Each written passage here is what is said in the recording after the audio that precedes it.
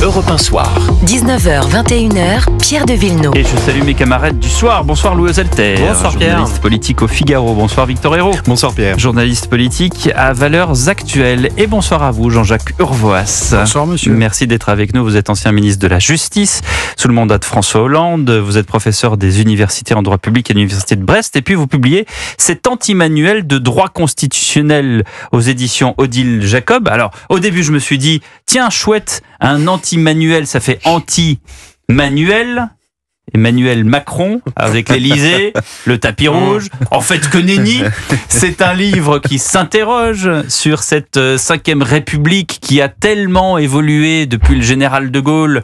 Et d'ailleurs, vous me direz, il y a beaucoup de comparaisons. À chaque fois, on disait, mais rendez compte, en 58, quand Debré, de Gaulle et d'autres ont voulu cette constitution, ça n'a plus rien à voir. On a évidemment un leader de la France insoumise qui, tous les 4 matins, dès qu'il peut, nous dit, il faut la 6e République parce que ça n'a rien à voir.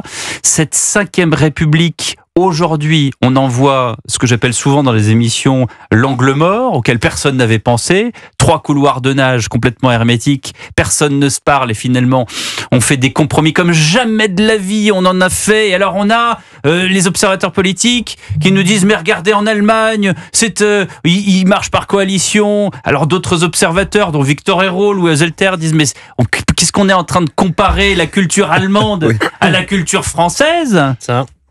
Bon, finalement, on lit votre livre, il y a des points d'histoire, vous nous dites savamment comment est-ce que cette 5e République a évolué, sous De Gaulle, sous Giscard, sous Pompidou bien sûr avant, Mitterrand, ensuite Chirac et ensuite Sarkozy, Hollande et Macron. Et vous, aujourd'hui, quel est votre point de vue ? Est-ce que c'est un outil qui fonctionne encore ? Est-ce que c'est un outil qu'on doit garder ? Est-ce que c'est un outil qu'on doit changer, amender, améliorer, ou est-ce qu'on passe complètement à autre chose ? Moi, je crois que les services qui avaient été imaginés et demandés à la 5e République sont aujourd'hui épuisés parce qu'elle devait garantir la durabilité du gouvernement. Quand on bâtit la 5e en 1958, on est contre l'instabilité de la 4e. Et quand vous regardez depuis 20 ans, parce que je pense qu'il y a une bascule avec ce que Guillaume Larrivé, le député LR, appelait la constitution de l'an 2000 et que j'ai repris à mon compte. C'est-à-dire depuis le quinquennat et l'élection législative juste après, on a une autre 5e République qui est en dérèglement continu. Et j'ai pensé pendant longtemps que la 5e était bien écrite, mais elle était mal appliquée.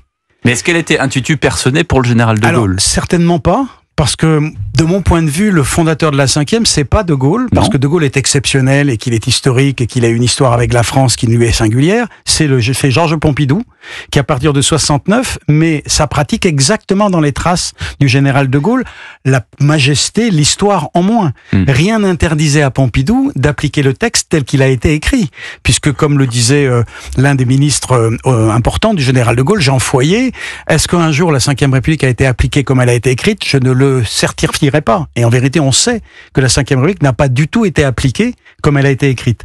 Et pourtant, elle est bien écrite. Mais aujourd'hui, vous dites, elle est en dérégulation constante depuis plusieurs années. Oui, je trouve qu'on est rentré dans le crépuscule de la 5e. Quoi on fait ? On jette ?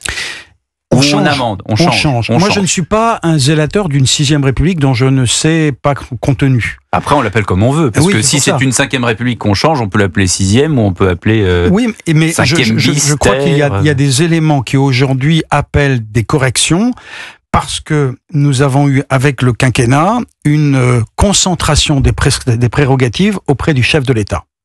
Il y a 2 victimes collatérales, à mes yeux, du quinquennat. C'est le Premier ministre, qui n'a plus d'espace, qui est simplement réduit à une fonction de directeur de l'administration, alors que dans la période ante-quinquennat, il était chef de la majorité et bouclier du président. Ce rôle de fusible ne joue absolument plus. François Hollande a changé 2 fois de Premier ministre, ça n'a pas empêché son impopularité. Et Nicolas Sarkozy disait d'ailleurs, c'est pas en changeant Fillon que je vais regagner la crédibilité auprès des Français. Donc la fonction de fusible ne fonctionne plus, parce que le rôle de Premier ministre aujourd'hui, c'est simplement le producteur de normes de l'État, c'est le directeur de l'administration. Alors que c'est le président qui prend plus ou moins la place de Premier ministre. Vous le dites très bien dans le livre, que c'est arrivé justement après le changement du septennat en quinquennat, et que Nicolas Sarkozy avait dit non mais un président est là pour s'occuper un peu de tout. C'est ce qu'il avait revendiqué dans une émission à TF1, et c'est d'ailleurs pour ça que je n'achète pas l'idée que le président de la République c'était un hyper-président. Il suffit de lire le dernier livre d'Elisabeth Borne pour vérifier ce que j'avais moi-même observé. Le président de la République, en vérité, est un super Premier ministre. Il s'occupe de tout. Vous pensez qu'elle a raison en disant ça, Elisabeth Borne ? Je constate qu'elle décrit un conseil des ministres dans lequel le président de la République s'occupe des petits déjeuners que le ministre de l'Éducation nationale venait de décider de diffuser dans des établissements de Seine-Saint-Denis. C'est un sujet essentiel. Est-il présidentiel ? Oui, d'accord, mais là, vous parlez d'un président parmi les autres. Mais je pourrais vous décliner exactement la même idée avec Nicolas Sarkozy. Pascal Bruckner me racontait ici dans ce studio il y a quelques mois, il y a quelques années, qu'il avait rencontré Emmanuel Macron lorsqu'il avait fait cette grande soirée où vous voulez rencontrer les intellectuels, qui avait duré jusqu'à je sais plus quelle heure, jusqu'à ce que quelqu'un dise bon, enfin, il est quand même un peu tard, pardonnez-nous, mais on a école demain. Bref, et Bruckner me disait mais il avait été question de plusieurs sujets, mais il connaît aussi bien la géopolitique de l'Arménie, les systèmes de canalisation, parce qu'il y avait eu des inondations dans ce pays. Donc c'est un puits de savoir. Il arrive à emmagasiner un trop-plein presque d'informations. Ça en fait pas forcément après ce qu'on attend d'un président de la République. On est bien d'accord. C'est à force. François Hollande disait dans le débat qu'il avait face à Nicolas Sarkozy en 2012, président de tout, chef de tout, responsable de rien.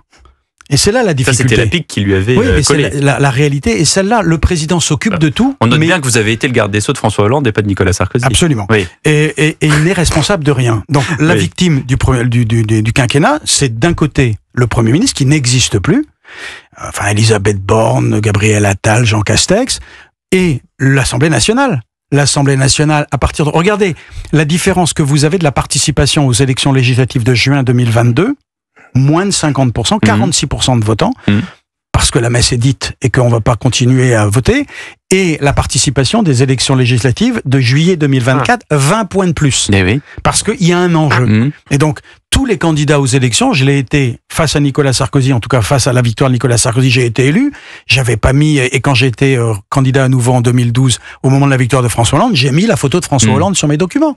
Donc, le président de la République devient le chef de la majorité, il écrase le Premier ministre et il étouffe l'Assemblée nationale. Louis Alter. Et parce que les dernières élections législatives l'été dernier sont une élection d'attribution du pouvoir, ce que n'étaient plus les élections législatives qui il y a un enjeu. Arrivaient dans la foulée d'une présidentielle. Mais du coup, vous dites que les premiers ministres n'existent plus. Que dites-vous de la situation actuelle ? Que dites-vous de la situation où le président de la République n'a plus aucune majorité et où il nomme des premiers ministres qui sont chargés d'en bricoler une, donc qui deviennent de fait, qui doivent être chefs d'une majorité à construire. Est-ce que ça vous paraît une lecture plus fidèle des institutions originales de la Ve République? Non, parce que je trouve que le président de la République s'est donné une obligation de moyens qui ne relève pas de la Constitution. C'est-à-dire C'est-à-dire, je cherche un Premier ministre qui doit chercher une majorité. Qu'est-ce qu'il aurait dû faire ? Ça ne devrait pas être son rôle. Je pense, je ne lis pas dans la Constitution comme ça. Moi, la logique à mes yeux était de proposer, comme on le faisait d'ailleurs dans les régimes parlementaires, à la coalition arrivée en tête d'être Premier ministre, charge à elle de démontrer si elle avait une majorité. C'est dans la Constitution. Enfin, sauf votre... Ah non, c'est pas écrit. Non, l'article 8 dit le président de la République nomme le Premier ministre. Point. Voilà. Bon. Mais il n'est pas dit... C'est un tort. Donc vous dites, faudrait peut-être le réviser en rajoutant, en choisissant la coalition qui arrive en tête aux législatives. Ça fait partie des choses que je crois qu'on devrait modifier dans la Constitution. Je pense qu'il devrait y avoir une déclaration de politique générale nécessairement suivie d'un vote de confiance. Et on verrait si la majorité... deux fois déjà, c'est ça Attal souvent. Ça n'a pas été fait souvent. Non, mais dernièrement. En vérité, ça n'a pas été... Chaque fois qu'un Premier ministre avait des doutes sur le fait de la gagner, Michel Rocard ne l'a pas fait, Pierre Bérégovoy ne l'a pas fait, Edith Cresson ne l'a pas fait, et puis évidemment les derniers ne l'ont pas fait. Et de la même manière que je pense qu'il faut changer la motion de censure, ce que nous avons vu avec Michel Barnier, puisqu'il faut que ça soit le mode allemand, ou ce que nous avons fait d'ailleurs sur la Polynésie, puisque la modalité existe en Polynésie, la motion de censure doit avoir comme premier signataire celui qui sera à Matignon. Le Premier ministre espagnol est arrivé au siège qu'il occupe parce qu'il était le premier signataire de la motion de censure qui a renversé Mariano Rajoy. La censure constructive. C'est ça. Si on avait ça, vous n'avez pas de coalition des contraires. Victor Hérault. On parle beaucoup en ce moment de parlementarisme. Or, ça implique le dialogue. Est-ce que vous ne pensez pas que l'on est plutôt plutôt qu'un problème de constitution face à un problème de personnel politique. Depuis le piège de Mitterrand, la division de la droite en deux avec une droite qui est, à laquelle on n'a pas le droit de s'adresser, or qui est aujourd'hui majoritaire à l'Assemblée, majoritaire en tous les cas, c'est le plus grand groupe à l'Assemblée nationale. Pensez-vous pas que c'est ce problème-là, le régime des partis, ce que De Gaulle appelait le diable entré dans le confessionnal, qui pose problème aujourd'hui plutôt que la constitution stricto sensu? Vous avez raison. C'est un système qui est lié à la fois au mode de scrutin et à nos habitudes liées aux faits majoritaires. Depuis 1962, on vivait avec une majorité. Et donc, les partis, les groupes se comportent comme toujours s'il y avait des majorités. Alors qu'aujourd'hui, il n'y a plus de majorité. Et le fait d'arriver à desserrer ce verrou génère une instabilité dans laquelle les parlementaires n'arrivent pas à se situer. Moi, je suis un parlementariste jusqu'au bout des ongles. J'étais un président de commission des lois incroyablement heureux pendant 4 ans. Mais pour respecter le Parlement, il faut qu'il soit respectable. Or, l'Assemblée nationale aujourd'hui renvoie une image qui n'est pas une image respectable. Et donc, elle est en train, par son comportement qui me semble inapproprié, d'ouvrir la porte à un gouvernement qui dira à l'opinion « Regardez le Parlement, on peut quand même gouverner sans le Parlement ». Et on ouvre la voie à ce que De Gaulle avait d'ailleurs fait en 58, un gouvernement par ordonnance. C'était la proposition de Copé quand il était candidat aux primaires de la droite. Il disait, moi, je gouvernerai par ordonnance pendant 6 mois. Eh bien, je veux bien prendre le pari avec vous qu'en 2027, le candidat élu dira, je vais gouverner par ordonnance, parce que vous voyez bien que l'Assemblée nationale, on peut rien en faire. Ce qui est donc contradictoire avec l'entrain des Français pour les législatives, l'intérêt des Français pour cette élection. C'est parce que les Français ont donné un mandat et que pour le moment, mais j'ai l'impression que ça bouge un peu et c'est pour ça que tout à l'heure, vous me posiez la question sur la configuration actuelle. Je fais crédit à François Bayrou de vouloir faire exister la fonction de Premier ministre. Mais et donc, je lui donne, ça, je n'ai aucun doute. Et donc, je crois qu'à partir du moment où il fait ça, il ouvre un jeu dans lesquels, heureusement, l'organisation politique à laquelle j'appartiens a accepté de rentrer pour discuter sur des compromis ou des succès. Mais est-ce que le fait de proposer maintenant aux Français de trancher sur des questions majeures, alors en l'occurrence les référendums, comment est-ce que le professeur de droit constitutionnel voit cela, alors que c'est une disposition qui existe dans la Constitution, mais qui est quand même rarement usitée parce que ça demande quand même un barnum pas possible.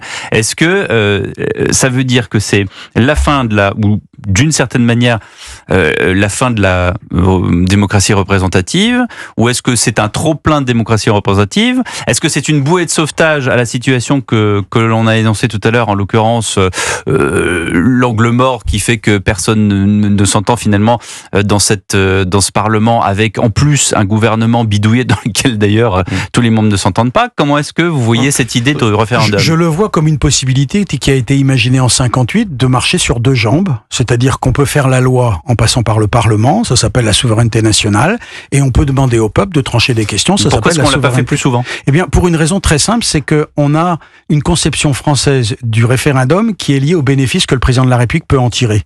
Et j'essaie de démontrer dans le livre qu'on répète ad nauseam que les Français ne répondent jamais à la question qui est posée et toujours à celui qui l'a posée. Ouais. Mais je défie quiconque de démontrer la réalité de cet élément. La dernière fois que nous avons voté pour le référendum, c'est 2005. Le traité constitutionnel. Oui. Tout le monde a voté sur l'Europe. Oui. Le référendum d'avant, c'était quoi? C'était 2000, c'était le quinquennat. On a tous voté sur le quinquennat. Le référendum d'avant, c'était lequel? 92, Maastricht. On a voté sur Maastricht. Le référendum d'avant, c'est celui de 60, c'était 88, la Nouvelle-Calédonie. On a voté Calédonie. Le référendum d'avant, 1972, l'élargissement de l'Union européenne. On a voté sur l'élargissement. En 69, les Français votent pas sur les régions. Vous avez raison. C'est ça. Et donc, on en revient au cas de référendum de De Gaulle. Évidemment. Sauf que dans les cas de référendum, 48 heures avant le vote, De Gaulle vient à chaque fois à la télévision ou à la radio et il dit la vraie question que je vous pose, c'est stop ou encore. Donc c'était son interprétation à lui du référendum qui prévaut encore aujourd'hui, bien sûr. Mais lui, le référendum sur l'Europe, on a fait revoter. Oui, bien sûr. Oui, j'allais dire, la réponse n'a pas été forcément très écoutée. Même sans revoter. De Gaulle avait construit un contrat vertueux. J'ai beaucoup de pouvoir, mais il faut régulièrement que je retrempe ma légitimité.